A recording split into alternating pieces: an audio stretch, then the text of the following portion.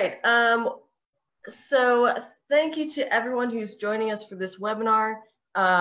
We're going to get started now. So this webinar on EV policy in the US and globally is part of National Drive Electric Week. And National Drive Electric Week is an annual campaign to celebrate electric vehicles across the United States and internationally.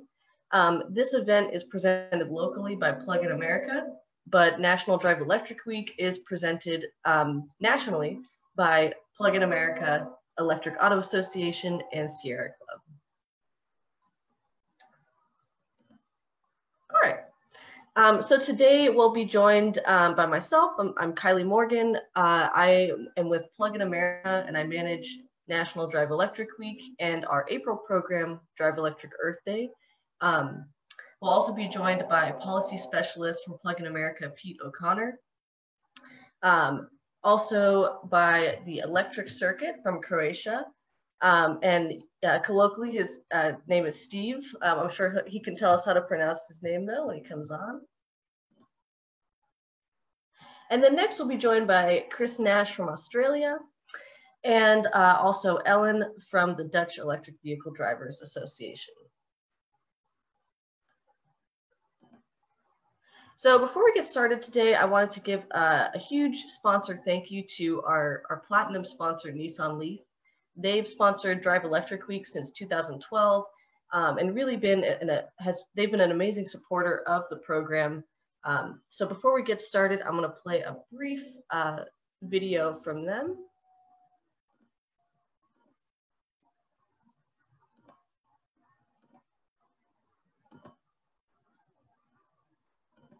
To rack up 5 billion miles, you've got to be dependable.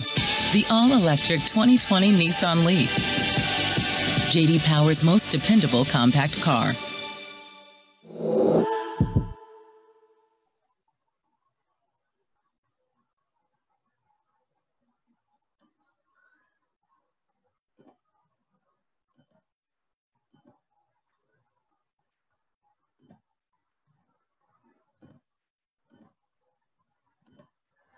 All right, thank you so much, everyone. So let's get started. All right, so I'm going to hand it over to my colleague Pete, who's going to present on the US side, and then we'll head and look at other countries. All right, go ahead, Pete. All right, thank you, Kylie. So one of the things we do at Plug-in America is make the case for EVs. Why support the EV market? And this comes down to why should policymakers support EV adoption? Why should state or federal governments have a role in getting EVs out there? Just because it's fun for the driver, that's not a reason by itself for policy support. There's a lot of benefits to the public as a whole, to society, from EV adoption. So the benefits we list here, they're a mix. Some accrue to the driver, some accrue to society, and are the reason for public policy support. So EVs aren't just another product. They can improve public health, clean air, bring more domestic jobs by using domestic electricity. Well, overall, on average, EVs give you about a 50% reduction in life cycle carbon dioxide emissions, even when factoring in the emissions from manufacturing the batteries, let alone those from charging. All that together gives you about a 50% reduction, but even greater emission reductions are possible with green power to charge your car, or increasingly as the grid cleans up, the manufacturing process becomes cleaner. So that's a really significant benefit in achieving climate goals. EVs have the potential to completely decarbonize transportation as the grid continues to clean up. They produce no tailpipe emissions. There's less particulate matter and volatile organic compounds near roadways and urban centers. And this is very important for public health. You know, we understand there are some emissions from power plants. Those are fewer point sources that can be more accurately controlled and are not right in the middle of most urban centers the way that roadways are. So even just displacing those emissions from where people live is beneficial, and on top of it, you can control them. And again, if you charge with green power, you avoid those entirely.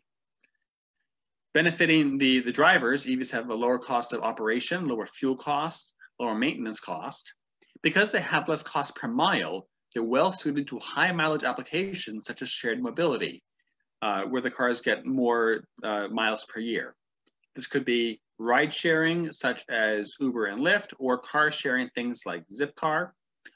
We think EVs are really an excellent option for those services because of their low cost per mile. And most importantly, among the many benefits, they benefit all ratepayers, all electricity ratepayers, not just those who own the EVs, because they place downward pressure on electricity rates by enabling utilities to make better use of their grid assets, spreading those costs over more kilowatt hours sold. If you use off-peak charging, which most EVs do, and we've demonstrated this in California, seeing the cost to serve the load is only about 1/3 of the revenue brought in. So that is a large amount of benefits to all the other ratepayers, putting downward pressure on the electricity rates. Finally, EVs are a potential grid asset, helping the utilities with demand response, which is essentially curtailing the charging when there's a need for spare capacity on the market. When there's a need to cut power demand, you can have EVs stop charging and provide demand response. And that's called V1G because it's half of the more involved V2G, which is vehicle to grid. And that's when you're actually taking power out of the car and putting it back on the grid, which could be used, for example, for emergency backup power when there's hurricanes or storms. And this can be done, technically it's done in Japan already. It's not widely done in the US, but it's technically quite possible. Next slide, please. Oh, there you go. So in the US, everyone has a role to play as we grow the EV market. Governor's offices, state agencies, city and local governments, we have a pretty mixed system of who governs these things.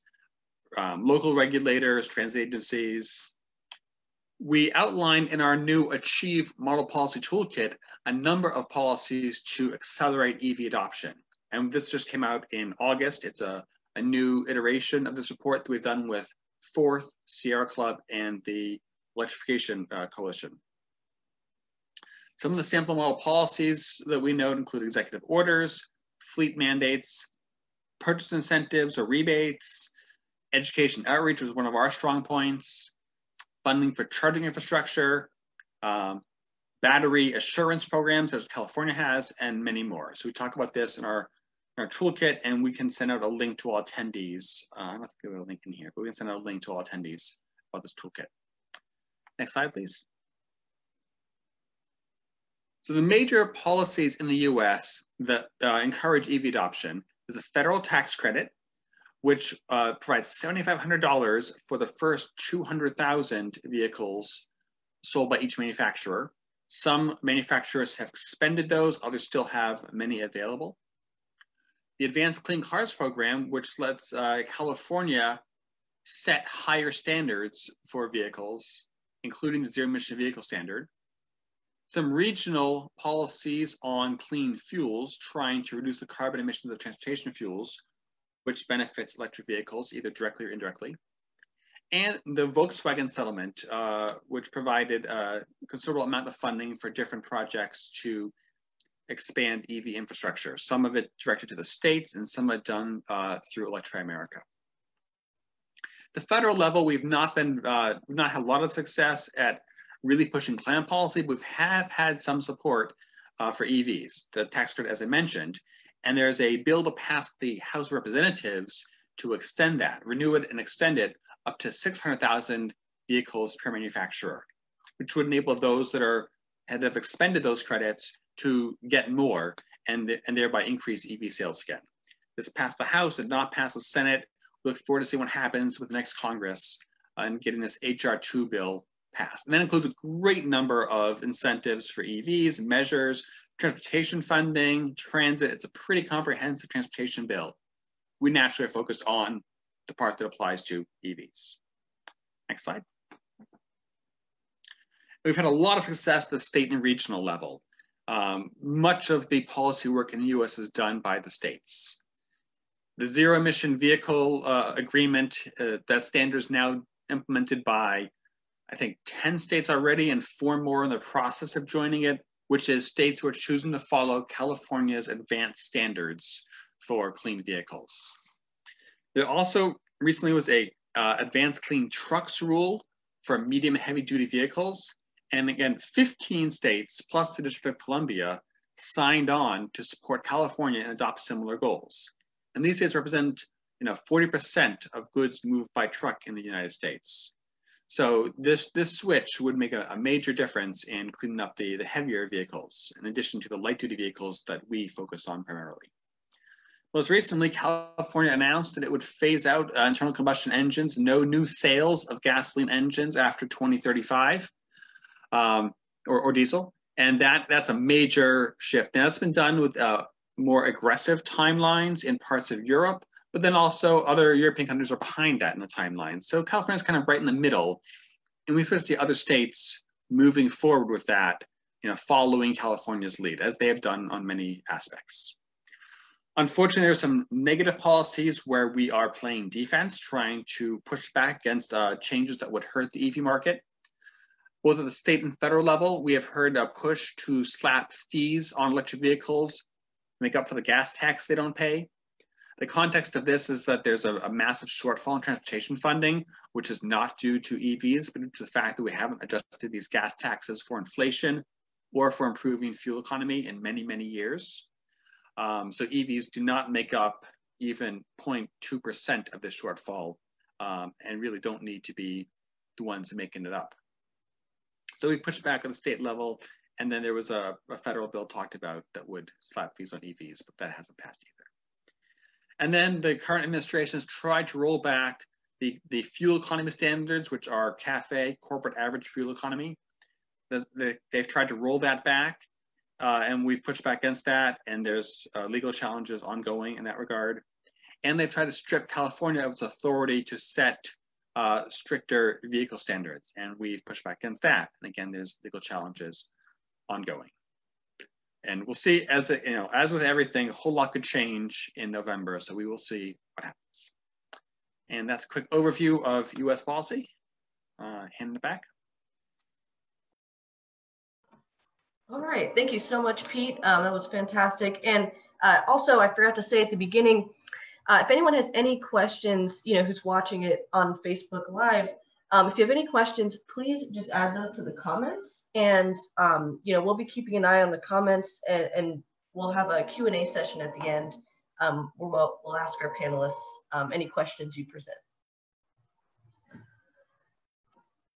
All right, so next we're going to head over to Croatia. Welcome, Steve, and please, tell us how to correctly pronounce your name so we can all learn the proper way to introduce you. Thank you, Kylie. So yeah, my name is Hrvoje Prpić. I'm coming from Croatia. I drive an electric car for the last 5 years, and I'm president of National Electric Vehicle Drivers Organization or Association. And we are the national representative of Croatia in AVIR, that's an EU organization for electromobility.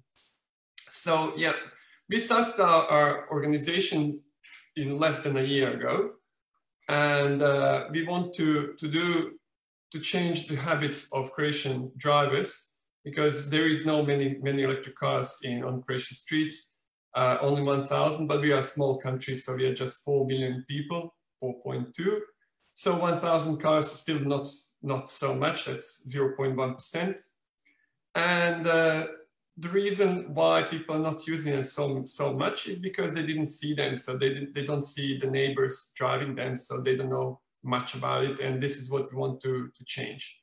So currently we have very high subsidies from the government, but the problem is that you don't get them all the time, so you don't get them when you buy a car, but you have to apply for them, and there is a one time in year you have to apply, and then you have to stay there, and all the money is gone in less than 2 seconds. So if you didn't press the button on time, you would lose your subsidies. So you won't be able to buy a car, because if you choose between $10,000 of subsidies or nothing, then you would rather not buy a car than to lose the $10,000. So what we want to do is we want to change that, but I'll say that in another slide. So we have also subsidized to build the network of chargers, and this is going very well. So we currently have 2 chargers for every electric vehicle on the road. But as I said, we have only less than 250 vehicles per million people. Can I have next slide, please? So what we want to do is we want to change the subsidies, and instead to get them just once per year, we want to do it through the car sales companies, that each time you are buying an electric car, you automatically get $10,000 subsidized, maybe even less, but it's very important to have it during the whole year, not just one time per year. And the very important thing that we realized, what we realized with talking with ordinary people, is that people are afraid, people who live in urban cities are afraid they won't have a place to charge their car. So what we want to do is we want to build a network of 100,000 chargers in lamp poles.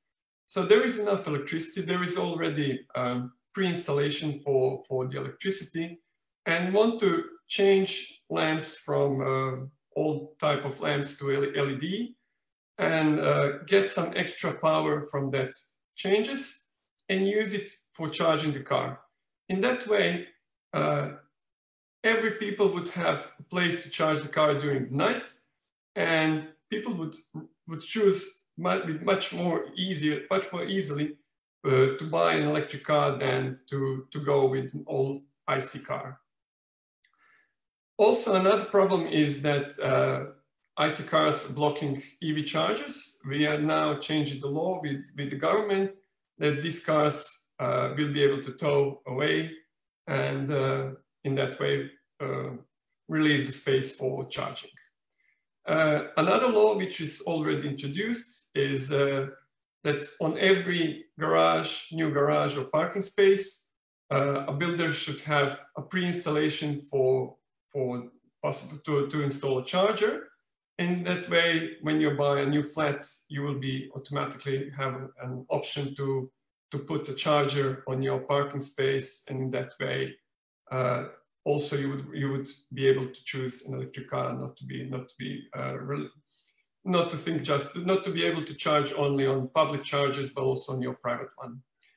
There is in European Union, we cannot reduce VAT for per country, so it's impossible to reduce VAT for electric cars just in Croatia, but European Union is working on to reduce VAT for every country in European Union.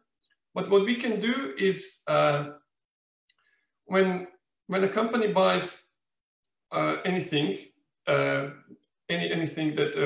when they pay a VAT, they can have a refund on that VAT, except if they buy a car.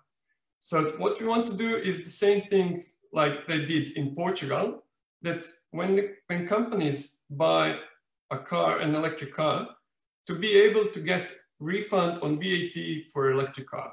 That's possible by European Union, and I believe that we can do that in Croatia as well. So our goal is to triple the number of electric cars in 1 year, and I believe that we'll be able to do that. Can I have next slide, please, Kyle? Well, so why to have chargers in lamp poles? As I said, many Croatians live in urban area without a garage. So it's not like in neighborhoods in Slovenia where 60% of people live in houses. We mostly live in buildings. So in that way, people who live in buildings, they don't have private place to charge the car. So there are many lamp poles next to the parking spaces. And what we want to do is combine cities to provide operators location, and that operators can place electric chargers in lamp poles without paying for location. Cities will have more chargers. Also, these lamps will be used for 5G network and to reduce the electricity bills. So in that way, there is a win-win situation. In that way, we can have 100,000 chargers. You know that we have 1 million cars on the street, so 10% of the cars could be electric cars, and there would still be enough chargers for overnight charging. Can I have another slide, please, Kyle? So, as I mentioned before, EU doesn't allow countries to reduce VAT, but what we can do is to VAT to be deducted for legal entities. So, also, as I said, European Union is going to introduce the law that every country in European Union will have VAT to 0 in 3 years. We don't know how much it's going to take, how long it's going to take, but in 2-3 years, maybe 4, not more than that, every country in European Union will have 0 VAT on electric cars. Can I have another slide, please? Thank you. So yeah, that was it. So now we're in Australia, Kyle. Awesome. Thank you so much. And I'll save this for the end when we have our Q&A session. But I think a lot of us in the US aren't familiar with what a VAT is. So at the end, maybe we can explore that. Yeah. I can say it now. Or... Okay, go ahead.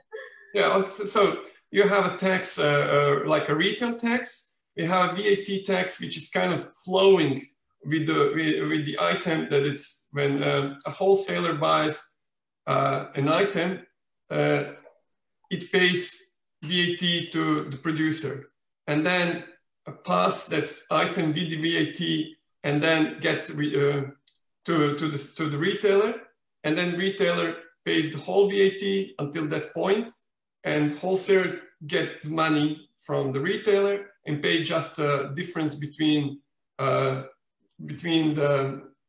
retailing price and the factory price. You know, so it's kind of like a tax which is flowing with the item, and only the last person, the end user, is paying the whole VAT, which is going to the government. Kind of like a retail tax, but on different way done. Got it. Okay, very interesting. Yeah, thank you so much. You're welcome. Okay, so next we're going to head over to Australia with Chris Nash. Go ahead, Chris. Good morning, everybody. Thank you, Kylie, and thanks for the opportunity to have a chat this morning. So welcome to Australia, probably in this forum known as the EV Desert. So I'm just going to start off by giving a bit of an overview of where we're at here in Australia in terms of the background of what's gone on very recently with EVs. The Australian Electric Vehicle Association has actually been around since 1973, believe it or not, and we've been lobbying government for a long, long time, but haven't been particularly successful. And so let me tell you a little bit about why. So there's been a huge debate here in Australia about renewable energy and associated technologies. And that's been going on for many decades. Obviously, we have a lot of natural resources, and there's a lot of industry based around the natural resources that are out here, majority of it being fossil fuel. And so consequently, there is a fairly strong movement, a well cashed up movement, constantly pushing back against anything that would be considered to be renewable or even green technologies. This whole idea came to the fore last year when we had a federal election back in May of 2019. The opposition party, which is on the left side of our politics out here, I mean, both are really in the middle, but they're considered to be to the left. They decided that this was going to stop, and that they were right into the whole idea of climate change, and they put up an EV policy and put it out there for everyone to be aware of. They did it early. We were extremely excited because they said that they wanted 50% of all new car sales to be EVs by 2030.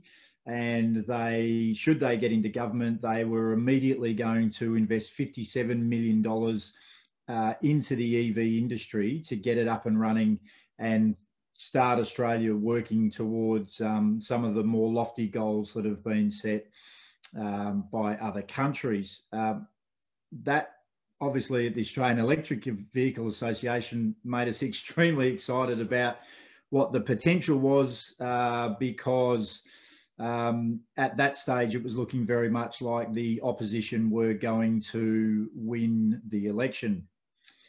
The government's response, unfortunately not a policy response that we were hoping for. Instead, they went down the spin scenario, which I believe most people listening from the US would be very familiar with at the moment.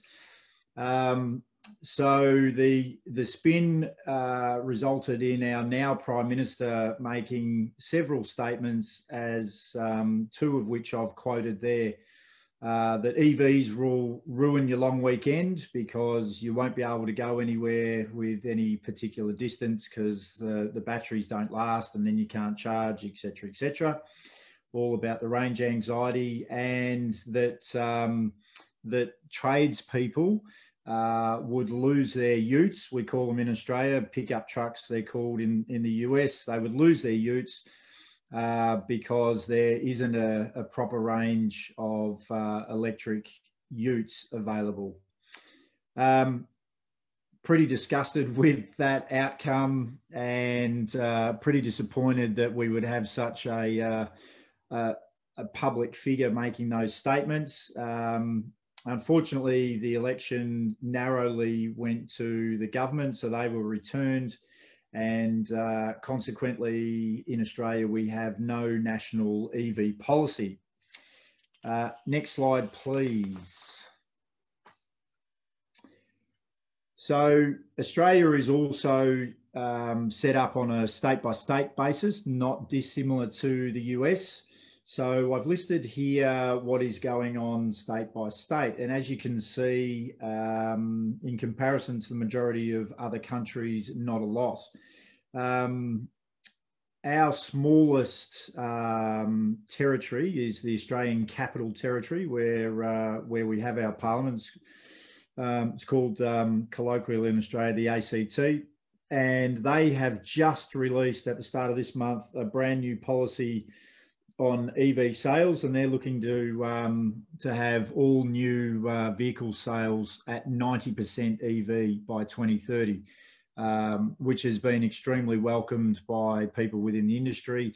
Unfortunately, very small part of the country, the ACT, just over 400,000 people there. We've got 26 million people across the country. And they only have about 700,000 vehicles, but it's certainly a starting point and somewhere where we're hoping that the other states will come to. They've also decided they'd put a $50 million fund together, and that they would allow consumers an incentive of up to $10,000 to purchase EVs. Absolutely delighted with that, because it's giving signs to various manufacturers that there might be somewhat small, but at least there is a bit of a market and a few things going on in Australia. New South Wales, which is our largest state in terms of population, they put out their EV policy a couple of years ago. They were looking to get their government fleet to be electric at a rate of 30% by 2023. And they've, in their building codes, they've now started to include some charging infrastructure requirements. In Queensland, they have started the process, and they're a fair way down the track of completing an electric superhighway, fully government funded. So 31 public fast chargers running from, those who know Queensland, the Gold Coast up to Cairns, a distance of about 1,850 kilometres. Tasmania, which is again one of our smallest states, they've committed to putting in 14 new fast charging stations at a cost of around $500,000. So not a massive investment at all. And then the glorious states of Victoria, South Australia, Western Australia, and the Northern Territory, we are still sitting waiting for the release of their EV strategies. Some who have already supposedly created them, but have decided not to release them for various reasons. One in particular in South Australia should have been released about a month and a half to 2 months ago, I think. And for some reason they've decided to hold on to it, and we're not 100% sure why. Next slide, please. So that puts Australia in a really interesting position. So if you have a look at the stats just recently out on the state of electric vehicles by the EVC, you'll see that only 0.6% of new sales are EVs. It's pretty exciting for us down here to have just over 6,700 EVs sold in 2019, and that was a 200% increase on what we had seen in the previous year. We've got 2,307 public charging stations, which I note from Steve's presentation is about the same as Croatia. And we've had a big increase in the models available here, as many new models have been rolled out. So we're up to 28 models now available. Not all of them are widely available, but they are potentially available. And we've got about 15,000 registered EVs on the road. So we're not exactly knocking it out of the park when it comes to electric vehicles. Next slide, please. Okay, so that makes you question, well, what are we doing? Having been around since 1973, we have been doing quite a lot, but it's very clear that the movement in Australia is going to be a ground up movement, and we're going to be pushing from the base and moving up through the levels of government. We've had a lot of success with local governments, and we've been lobbying government for quite a period of time, but we've got a number of our local government authorities who have decided to convert their entire fleets across to electric vehicles, to install public charging stations, and they're working hard to make sure that majority of people are aware of electric vehicles.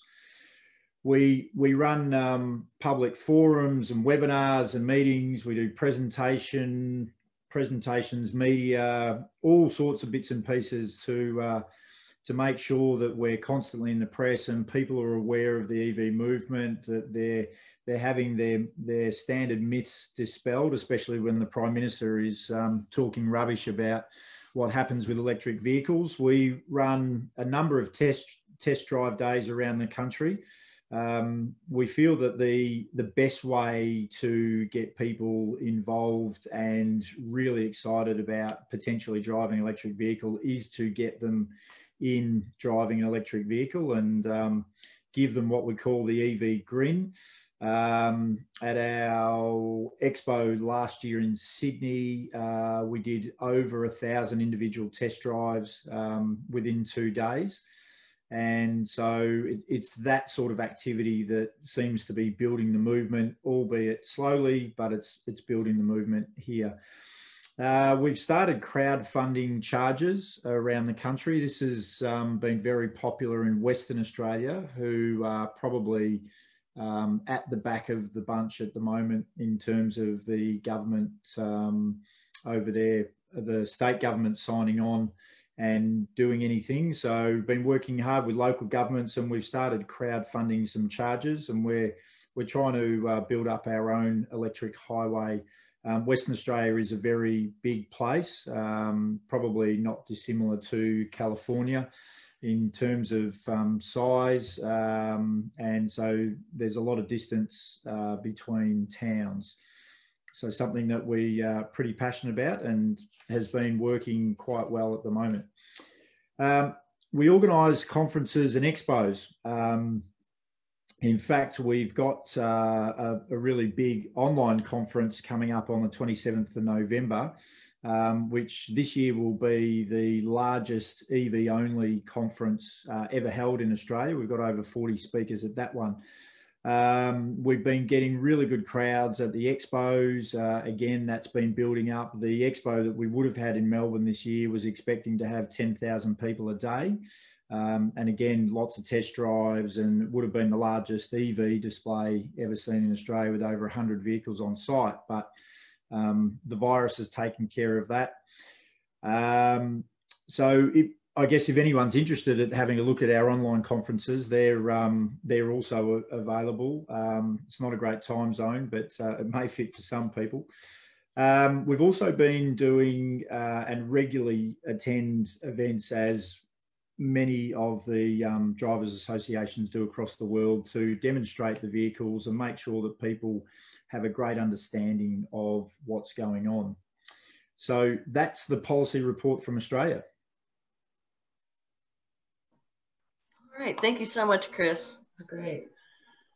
All right, 3 countries in 30 minutes, about 30 minutes.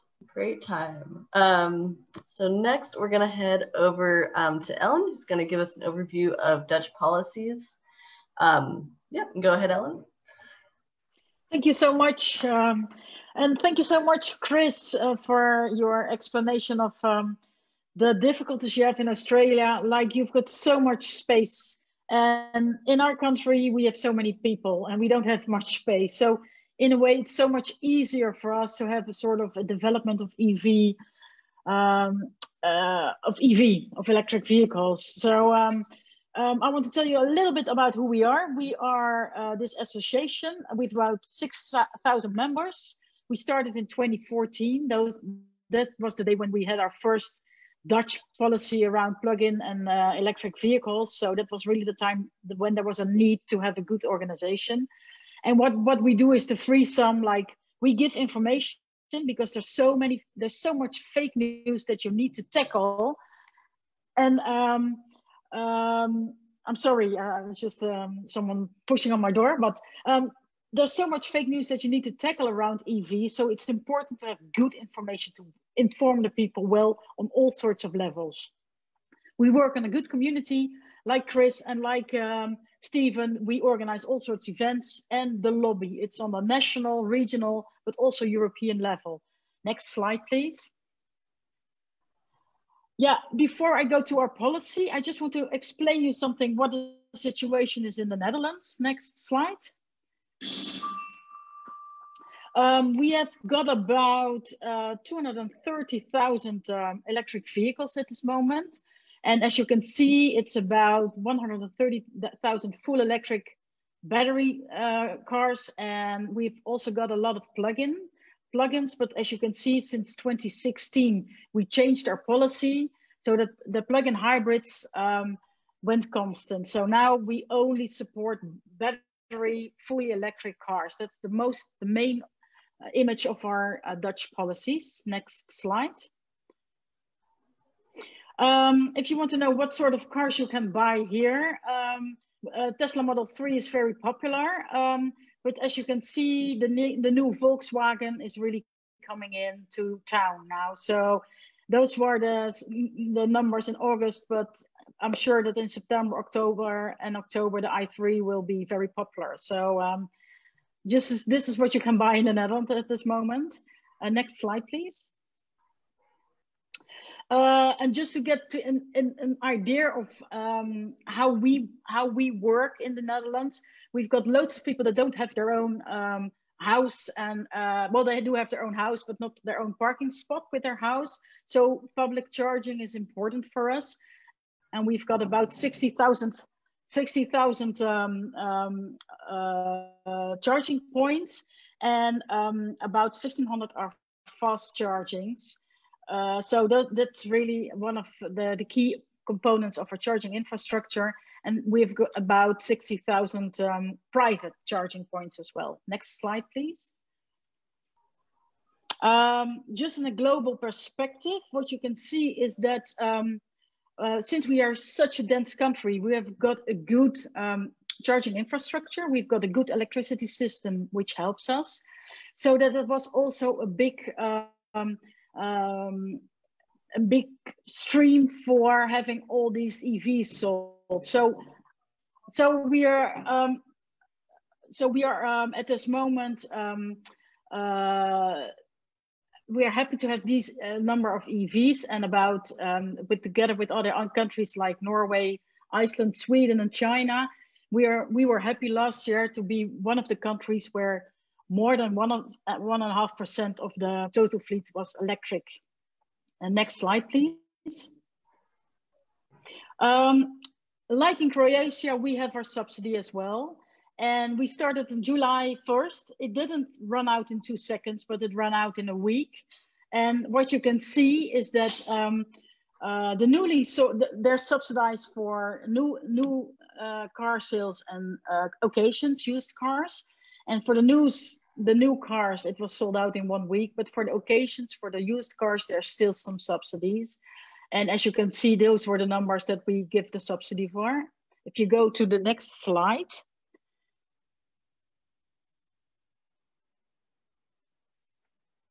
This is what you can see, what sort of incentives, what purchase incentives there are in Europe. I don't know if you remember, if you can figure out all those flags, but what you can see is that there is in Europe a big trend to subsidize the electric vehicle market. And what you can see, I don't know if you understand a little bit of Dutch, but what you can see in France, there's about 7,000 euros for a new car. In Germany, there's even about 9,000 euros. And in Norway, for example, you don't have to pay taxes you don't have to pay VAT for your EV. So there's a big stream for good incentives. If you go to the next slide, what you can see in this slide is a bit what we can see in the Netherlands. We've had an extreme good flow of electric vehicles the last coming years, but we're slowing down a bit. Our Dutch government thinks that, you know, it can stand on its own. So it's sort of, it does the subsidy, but, you know, there's not that much amount of money for these subsidies. But what you see, for example, in Germany now and in other countries surrounding the Netherlands, like the UK, France, and Germany, you can see there's this extra support now. And the main perspective, we think, is because of the coronavirus. You know, it's an important factor to stimulate the car sales. And even in Germany, you know, with all the new German models coming in, they sort of put it in front of their advertising as well. And I know that if you were, example, number 100,000 for one of the cars, there would be a visit of the minister. So they're really pushing EVs now. And I heard with their subsidy, and this was seen in July 2020, that there was almost 140,000 requests for this subsidy in Germany. So it is really booming at this moment in Europe. Next slide, please. I just want to share something with you about charging, because that is one of the main important things, that if you have an EV, you need to charge. We did a national charging survey, and we have got 5 most important outcomes of that. And what you can see is that EV drivers drive on average 2 times as much as an ICE driver. What we see in the Netherlands is that I think it's the same situation in Croatia with a lot of urban fields, that people charge more on the streets than we expected. About 25% is charged on the street on public charging. And we thought, and that's what our Dutch policy is based on, it would only be 10%. So there's something there. And what you all can see, whatever target group you are, most of the people spend about 10% of their kilometers or miles that they drive is charged by fast charging stations. So this is a sort of a fast percentage. What we also could see is that people that already bought their EV, they don't have any range anxiety. Range anxiety is not an issue. What is an issue is the charging speed. If you charge on the street, it's important to know how much time it takes to have how many miles. So if people are not sure about that, that's one of their biggest problems now. And one of the things, I'm sure you recognize it in all the countries and all the states, there is no price transparency. If you charge your car in the street on public chargers, you have no clue what you're paying. So this is a big issue for us. If you can go to the next slide. Just to take one of 3 bottlenecks, I don't know if you can recognize it for your own situation, but we can see that there is still not enough charging points. Although we have got the most dense charging infrastructure, still there's not enough charging points. And sometimes you can also see that it has been taken by an ICE car or by an EV car that is not charging. And as I said, no price transparency. And just for the last slide, I just give you what our bottlenecks are. Because we're a small country, we travel a lot abroad. And what we can see in our neighboring countries, and I'm sure that Croatia will have the same problems, there's not enough charging point. If you have charging cards, it doesn't work. I mean, it's difficult. You have to travel with 10 or 15 different charging cards. And what you can see is also that the locations of charging points should be more clear. So those are the things that we work on as an association and that we want our Dutch government to take to pay attention to. Well, that's my story. Thank you so much. Awesome. Yeah, thank you so much, Ellen. Okay, so as we enter the Q&A portion of this event, I'm just going to leave up this slide with some resources. You know, if you're looking to find a vehicle, a charging station, or even just ask questions, there's, you know, lots of resources that you can check out here. And now I'll ask all the panelists to turn their cameras on. Great, thanks. Okay, so I have a question first, maybe for Ellen, is what was the turning point in, you know, having really high EV adoption in your country? Whether it was Yeah, it was definitely politics. What we did is we gave tax reductions to business cars. So if you use your car on a professional basis, you could have a very good tax reduction. So that was our main topic. I think we had about, in the early years, we had about maybe 75% of, well, maybe 80% of the EVs that were bought on a professional basis, on business accounts. So that was one of our main strategies. And I think the second strategy is that we sponsored, that we had a good sponsor of our charging infrastructure. So that was very well taken care of from the beginning. Awesome, thank you. And then for Chris, I was curious, so you said you were planning this big conference this year. We're expecting, you know, 10,000 people a day, which seems like a lot, but on the other hand, you know, a government was narrowly elected that was very opposed to EVs. So, you know, I'm curious, is there like a lot of public support for EVs, but it's just not on the national policy level? Yeah, absolutely. And you're spot on. That is exactly what the story is. So there's a whole heap of interest in electric vehicles out here. In fact, the recent report that I was quoting earlier, they surveyed several thousand people. 56% of them are considering purchasing an EV as their next vehicle. We have two main issues in Australia, and that is you've got to be able to get an EV as a starting point. We have a thing out here called a luxury car tax, and if the vehicle is over a certain amount, then it gets taxed an extra amount. Originally, it was set up to protect local car manufacturers, of which we now have zero, but they've left it in place. So it's a bit of a strange one, and obviously charging points is another thing, because people have a genuine range anxiety, and we need to get out there and teach them. And as we know here, and you know, from people who drive electric vehicles and also know what's going on with the technology, the range anxiety is only there in people's minds. In reality, it's not actually there. The average range now, I think, is around 400 kilometres, and even in a big country like Australia, and for those who don't know, Australia is approximately the same size as the entire of Europe. So even in a big country like Australia, there's not that many people who are doing, you know, 400 kilometres in a day.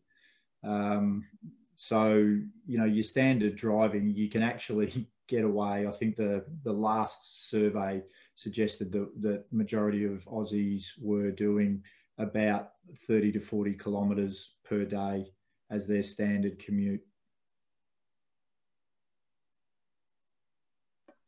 Awesome, thanks. Yeah, that's actually a similar, we found a similar thing in the US where a lot of people have this idea that they're gonna travel, you know, do all these road trips all the time, and that they travel, you know, 100 miles a day, so they need the 400 miles of range on an EV.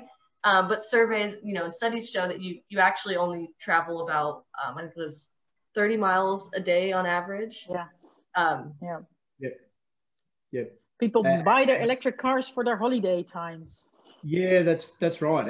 And due to I've got 5 children, so the vehicle that I've had to choose is a plug-in hybrid and has quite a small battery, and that battery only gets about 45 kilometers. Yet I drive, I can go a month and a half at a time without using the combustion engine in that vehicle, even with doing kids drop-offs and going to sport and all the other things that you do, weekends and whatnot. You still find yourself getting around, and it is only the long trips where you go right out of town that then becomes an issue. We heard a lot of the same with the Chevy Volt rather, was a very popular plug-in hybrid in the US, and it had like a 40 to 50 mile electric range, and the drivers would just run electric all the time and never go to gas stations. That's what I heard from the GM project manager. And they discontinued it, but it was a very popular model that was run in all electric mode. Yeah, no, there's quite a few of them out here, Pete, as well. Awesome. All right, well, thanks for that. So we actually do have one question from the audience. So they asked, what do we all have in common, all the different countries that are accelerating adoption? Well, I'll add, we have a lot of the same policies that were talked about elsewhere. Anti-icing legislation is something we're trying to do, and it's progressing in many states. Building codes, those are important. We certainly work on that too. So I heard a lot of commonalities in the policy beyond the things that I mentioned. Kylie, can I just ask one question? Steve mentioned in his presentation the idea of the lamppost, which I'm really fascinated by. Steve, is that something that's expected to be free charging? No. So there are different tariffs, and during the night there is an extra electricity in the network. So what you want to do to use that tariff, which is only used during the night. So these lamp poles you won't be able to use them during the day, only during the night. But the price will be very, very low. It's kind of like 7 cents no, even less, sorry, zero. Yeah, it's 7 cents per kilowatt hour. Yeah. So it's very, very low. And you'll be able to charge your car during the night for 200 kilometers approximately during the night. So that's enough for the next day. But we have a problem. We have many people living in urban cities. So it's not like in Australia where you have your own garage. So we don't have used public parking spaces. So that's the main problem for people using electric cars in the cities. That was an interesting point that came to my mind is the US should be kind of a happy medium. We're not as sparse and spread out as Australia, but we're also not as dense as Netherlands and Croatia. So I think maybe more than half the homes have single family homes with garages. So it would seem to be more ideal for EV adoption in terms of people able to charge at home with low cost charges in the garages. I guess Norway might be in a similar position, I don't know. Well, I think they have lots of houses, so I'm not sure if they have so many urban population, so much urban population. So yeah. That might help explain their rapid EV adoption. Well, I think the situation in Norway is a bit different because they're a rich country, of course, and they had all sorts of different rules that they could apply. That, for example, if you would take the ferry, it would be free for electric cars, and you could use lanes like HOV lanes in the US that were only for EVs. And I think that helped their adoption a lot. So I don't think it's because of, it's not because of their density, although I think that Oslo, their capital city, is one of the, they have got the most electric vehicles, of course. But I think it also has to do with, it's a rich country, and you know, they invested a lot on getting all those people in electric cars. So Steve, are there actually any of these lampposts in operation at the moment? Not in, yeah, there are some in Croatia in one city, but there are many of them in London and some countries, some cities in France, and I think in the Netherlands too. I'm not sure, but yeah, there are. I think we do it in The Hague, but I always don't know. Maybe you can, you know that, Steve, about because charging a car does take a lot of energy. How does that always work in a lamp pole, or? So it won't work during the day, except if that's in some commercial area where we'll be able to use the day electricity, but of course the price won't be the same. So we can choose between two tariffs, and one will be used in a residential area, and the other one, more expensive, will be used in commercial area. I understand there's a lot of difference in how streetlight circuits are designed in different countries, and even different areas within a country in terms of the voltage and how many lamps on one circuit, and therefore how much power is available. So, you know, that it's possible to do it in different locations, but it's not applicable everywhere. But one thing we've looked at in the US is where you free up power in the circuit by changing the lamps to LEDs, which need much less electricity. You save a few hundred watts per street light, so every block you could have an EV charger probably. Yeah, that's true. You won't get so much power from just changing to LED.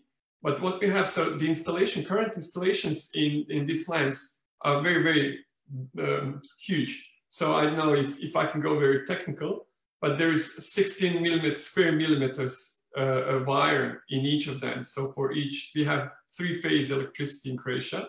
So that's enough for charging, like 40 cars per one line of electric lamps, so of lamp poles. So let's say that there is like 20 lamp poles, so we'll be able to charge 40 cars with 3.6 kilowatts each. So that's good enough to have like 40 cars to be charged for 200 kilometers for the next day. Wow. Yeah, that's a lot. And then also, you know, since Steve and Chris, in your countries, you're both kind of, you know, working from the ground up with EV adoption and very much in the early adoption phase. What are, you know, some challenges and successes you found in that stage? I'll let you go first, Steve, if you want. No, okay, I'll jump in. So challenges obviously are the very public pushback that we've had from a federal level, and then depending on which state, from a state level. Obviously we have a lot of natural resources that are getting dug up, and that's a very big industry. It's a very powerful industry, and guess what? They've got a lot of money. And so they have the ability to run campaigns and all sorts of things that that might then push down the opportunity for people to adopt electric vehicles and everything that comes with it. So that has certainly been a challenge. Another component that's been challenging on the government side has also been the change of key people within the governments. So we actually had the Prime Minister prior to the one that we've got now was headed down the renewable route, and unfortunately his party weren't particularly rapt about that, and one side of his party managed to have him kicked out, and then the current guy, Scott Morrison, was put in place. So that has certainly been a challenge for us. Some of the successes, definitely the test drive things that we do. We do a thing out here in each state called Electricana. And that's effectively a test drive day. So we get the manufacturers to bring all the different vehicles out, and people come. There's no charge usually. People come out and they just get to hop in different vehicles and have, you know, several test drives of different vehicles to get a feel where they might be best situated. There's no dealer pressure on them to do the test drive and then feel that they must make a decision. It's very much an experience, and allows them to come into the whole idea of electric vehicle driving. And, you know, I've described it to a lot of people like going to the fair, and, you know, the first time that your parents let you go on a ride like we call them Dodgem cars in Australia, you know, those the bumper cars, the electric bumper cars. So the first time, you know, you're allowed, I don't know, maybe as a 7 or 8 year old to get on those and drive one for yourself, and you go crazy running into everyone. You know, you get off with the biggest smile, and it's one of the greatest experiences you've ever had. Well, we treat the drive experience very much like that, because nobody gets out disappointed. As you all know, the first time you drive an electric car, there's a real spring in your step when you climb out of the vehicle, and you've got a new lease of life and new energy that you didn't have previously. So we focus a lot on that, and we've had some great success. I think what's coming up, I think globally, and Alan was talking about this before we came on, I think the ability now that's been presented to us that we can all do these sort of webinars and video conferencing things, that everybody has learned about this new technology that we're able to easily use over this period of 2020 with the virus. I think we're now going to be able to share ideas a lot more easily, a lot more quickly, and I can actually foresee. So Pete's already mentioned the policy guidance toolkit that's been put together in the US. I can guarantee you by 9 o'clock tomorrow morning in Melbourne, that will be in distribution going around Australia, because it's those sorts of things where we're going to be able to help each other move the whole movement on. And obviously, as we're right at the bottom of the pile, we could do with as much help as we could get. So yeah, I think there's some of the things that we definitely will take on board. Awesome, thank you, Chris. Okay, so it looks like we're out of time. Before we go, and I hope the Zoom doesn't end suddenly, but does anyone have a last comment before we end today? Shall I start? Shall I start? Yeah. So, yeah. So as I can see, is that every country is in different position now. So some of the countries like the Netherlands are more advanced than the others. And some of us, like Croatia and obviously Australia, are at the beginning of that way. But there is no way that in 10 to 15 years, almost probably every car, every new car will be electric vehicles. So there won't be IC cars at all. So that's what I wanted to say. So we are just starting maybe, but in 10, 15 years, it's going to be so widespread that everybody will use them. Yeah, I agree completely. I think it's going exponential, and I really like, and we are having, you know, with all sorts of electric drivers associations around the globe, we connect to learn from each other and to have good exchanges. So I hope, Steve and Chris, that you can join us on our network. And if there's other people watching saying, oh, I want to know about what's happening and how they can help me in my local community, please come over to Plug in America, because I think that we should learn from each other. And that's the only way to convince, to do lobby, to convince other people. And I would agree with Alan. And we looked at the concerns you had on the different charging cards, to interoperability. We've done work on that and solving that for drivers in the US before it becomes